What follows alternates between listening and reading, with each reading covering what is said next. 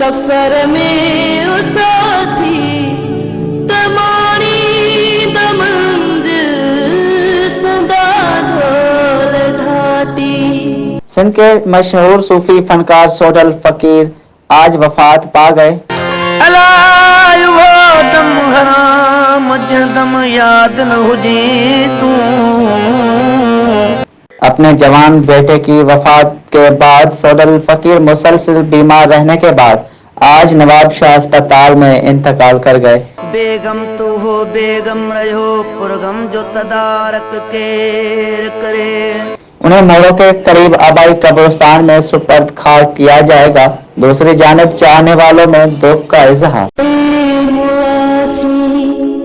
सफर में